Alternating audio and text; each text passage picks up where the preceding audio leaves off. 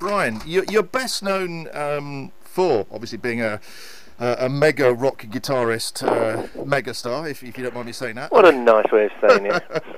Thank you, Steve. I'm just wondering, do you ever feel yourself like a megastar, like a rock star? No, not really, no. That's not the first thing on my mind when I get up in the morning, really, no. I mean, I'm grateful for what's happened in my life, you know, and it's nice to have that kind of status, I suppose, you know. And, I consider myself very lucky, really, because if you ask a lot of people what they'd like to be, they'd probably want to be an astronaut. You know, when they're a kid, they would probably want to be an astronaut or a rock star or something, you know. And I'm happy that I did what I wanted to do, you know, and I do what I enjoy, so it's a great thing, you know. I'm very fortunate. Yeah. Well, you did manage to. You didn't quite become an astronaut, but you're well into astrophysics. Yes, that's right. Yes, I got my doctorate in astrophysics a couple of years ago, going back after 30 years because I started the PhD about 1970. So yes, I did. I actually had to lay a year aside. I had to really clear the decks and just do that for a year, which was hard, and it was very tough to be sort of judged the whole time. You know, it reminded me how hard it is to be a student, really. When you say being judged, what were your fellow students saying? Oh, he's that rock star. Who does he think he is? No, what I mean is you're doing work and you're presenting it to your supervisor, and he's always saying, you know, no, yeah, fine, but that's not good enough. Go back and do this and this and this. You know, I was really, you know, nose to the grindstone or whatever it is, you know. Yeah. Okay, well, let's move on to the current project you're promoting at the RWA, A Village Lost and Found. Let's kick off with the found bit. Where did you find these 3D photos in the book? Well, they're stereo cards from the 1850s, and you can find them knocking around the place. You'll see them in junk shops and these days auctions and on the internet. And a small number of people collect them. I've been collecting them for, it must be 40 years now, I suppose. As soon as I discovered what 3D was, I was just captivated by it, so I just picked up everything I could. So I gradually got more and more into it, and I used to go to a lot of auctions and buy stuff. This particular series is particularly rare. Scenes in Our Village is a kind of chronicle of a little village, actually in Berkshire, in the 1850s. And it's unique. There's nothing else like it in the world. It's a set of pictures which portray what the village looks like, but also the people in it and what they do. And each picture has a verse to go with it. And the verse is very illuminating because it tells you what was in the photographer's mind when he was taking the picture. And it conveys an awful lot of the life of the village of which he was a part. So he's really immortalizing his own village and his own childhood. It's an amazing document, really. So these verses, these were kind of just like a little gimmicky caption, were they? Well, they're not really gimmicky. They're little verses, and they're quite succinct, but they have a lot to say about the picture. You know, the picture, it's a curious thing. A photograph has a lot to say by itself, and this is a stereo photograph, so you really feel you can walk in and see these people and almost talk to them. And they're not actors, they're real people from the 1850s. But the fact that there's a verse as well, you know, you put words to a picture, and suddenly it's hugely amplified. You get a much greater feeling for what the picture is meant to say. I'm imagining that these sort of trigger more questions. So have you done like more detective work to find out more about each photo? We did a huge amount of detective work. Yeah, I mean, when I started this, I would occasionally find one of these old cards in a drawer full. You know, you get one in a few hundred, I suppose, and nobody could tell me anything about them. I said, you know, what are they? Who was this man T.R. Williams? And nobody really could tell me. So we started, me and my co-researcher Elena Vidal, who's a photo historian. We started almost from scratch. We had a couple of dates of births and deaths of T.R. Williams, which were wrong. And you know, we went back into the records, and you know, a lot of evidence is in the pictures themselves, and a lot of evidence is in public libraries and records offices. And Elena was particularly good at that side of it. So we gradually built up a picture of who the man was. He's a phenomenal photographer and hugely influential in the 1850s, but really not in the history books. So it's been a great kind of quest. You know, my crusade. Apart from bringing this lovely series of cards into the 21st century, I also wanted to put T.R. Williams on the map, in a sense, in the history books. Indeed. Now, was he... I'm sure he can't take credit for actually inventing 3D photography, can he? Do we know where it started? No, the 3D photography was invented really by Sir Charles Wheatstone, who who about 1840, just actually before photography, figured out that the reason we see in 3 dimensions is because we have 2 eyes, and the 2 eyes give us slightly different pictures of the world. So he had this great insight that if you could present to each eye the picture which it would get in real life, you would get a reconstruction of this 3D effect. It's a very simple idea, but very powerful.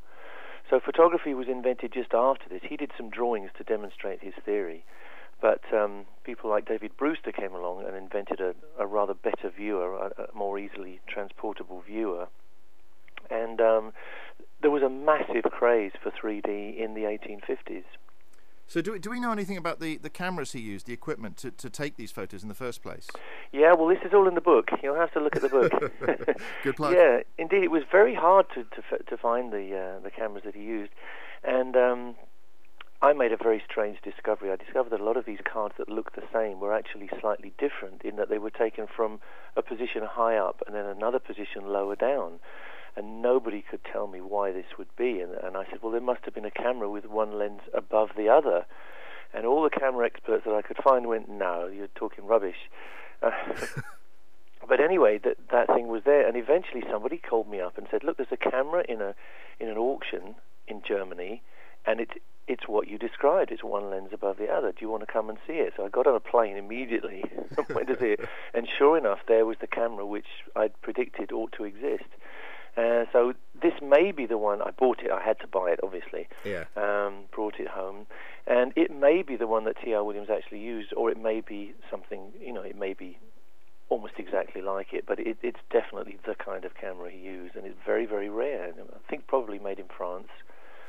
Very simple, no shutter, of course. Just pop the lens cap off for a few seconds, John. That's right. It's a box with a lens and a place to put slides on the back, and he used collodion wet plates. He didn't use film because it wasn't invented in those days.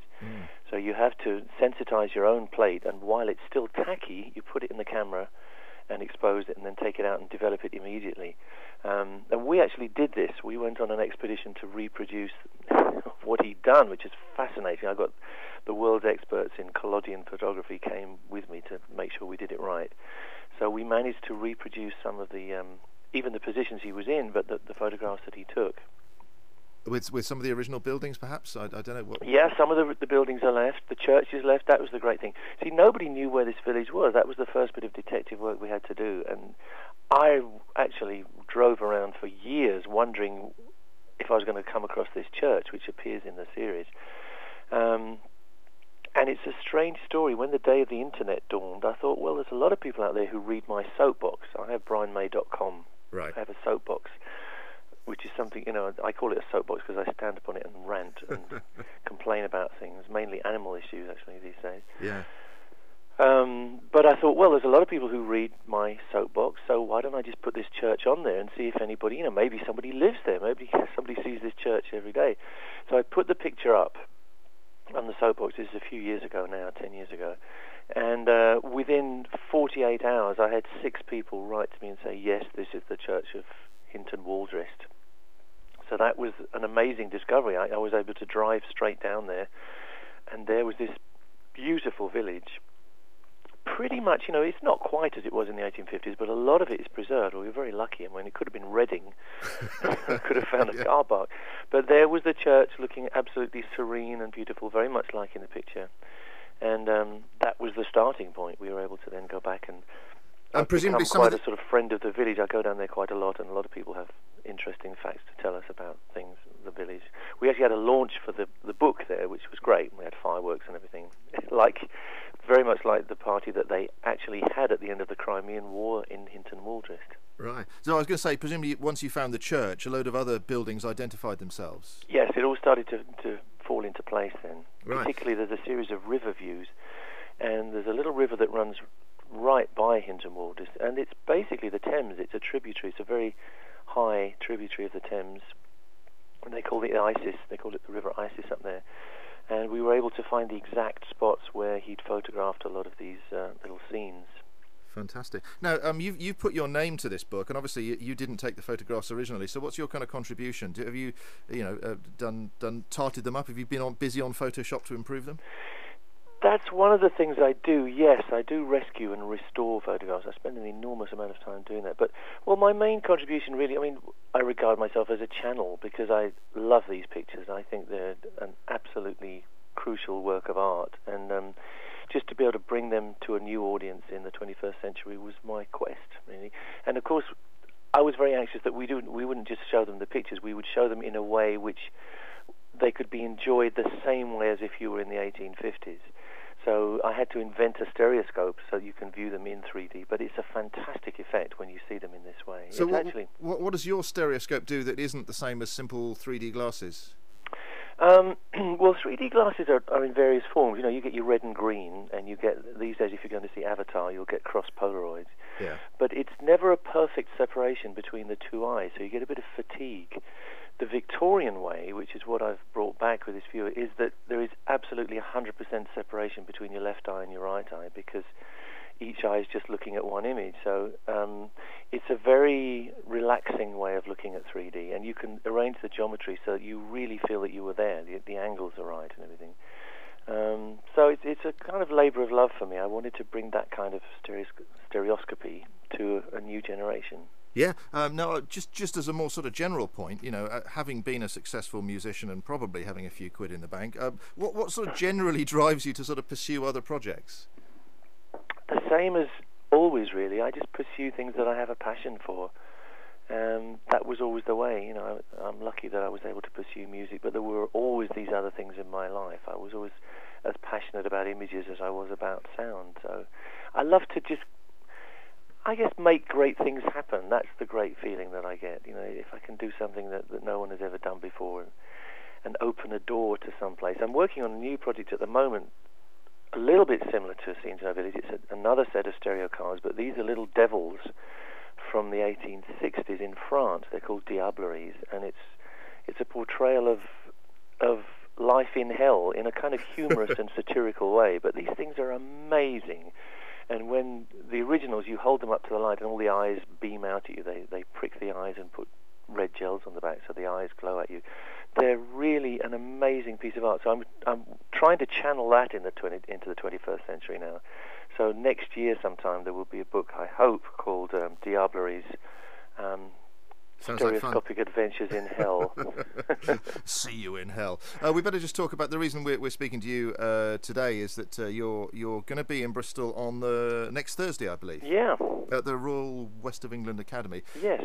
So you can we can get you to sign our own copy of your book. Yes, absolutely. I'll be signing and maybe saying a few words. Yeah. And okay. And in the meantime, can we see these photos at the RWA? Yes. I have a little travelling exhibition now, and we made some viewing cases, so you'll be able to see them in 3D as they were meant to be seen in the 1850s. Cool. And walk around. There's a lot of information there. It's a nice little sort of escape from modern life, if you like. Right. I look forward to seeing it.